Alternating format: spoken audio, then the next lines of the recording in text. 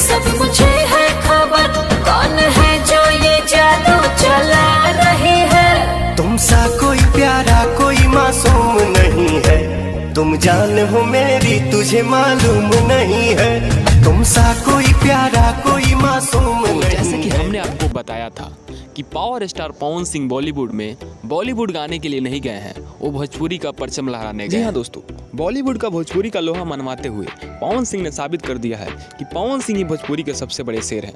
जी हाँ, अगर आपको बता देना चाहेंगे कि तुमसा कोई प्यारा कोई मासूम नहीं है, ये कोई बॉलीवुड डबिंग नहीं है, ये भोजपुरी डबिंग है। और भोजपुरी के ही सारे जितने भी आर्टिस्ट हैं, जितने भी इसमें काम किए हैं, सब भोजपुरी के ही आर्टिस्ट हैं। जैसे आपको बता देना चाहेंगे, प्रियंका सिंह और प्रियांशु सिंह भोजपुरी के ही म्यूजिक बनाते हैं और भोजपुरी का ही गाना गाते हैं, और यही लोग बॉलीवुड में अब जाके काम कर रहे हैं। तो आपको क्या अंदाजा लगा इस बात से कि पवन सिंह भोजपुरी को बॉलीवुड तक ले जा रहे हैं। बॉलीवुड में जाके केवल बॉलीवुड का गाना नहीं गा रहे हैं, भोजपुरी को बॉलीवुड में ले जा रहे हैं। तो आप पवन सिंह इस काम से कितना खुश है हमें कमेंट करके जरूर बताइए। और पवन सिंह का गाना कब आने वाला है आपको हम बता देते हैं। पवन सिंह का गाना कल या परसों में रिलीज हो जाएगा और टिप्स म्यूजिक भोजपुरी का ऑफिशियल चैनल से रिलीज होगा। तो इस बात को आप जरूर ध्यान रखिएगा और पवन सिंह का गाना जाके ज़्यादा से ज़्यादा सुनिएगा, ताकि ये पवन सिंह का गाना ट्रेंडिंग के नंबर 1 पेज पे आए और भोजपुरी का नाम और ऊंचा तक ले जाए। तो जी हाँ, मिलता है नेक्स्ट वीडियो में, तब तक ले जय हिंद जय भारत।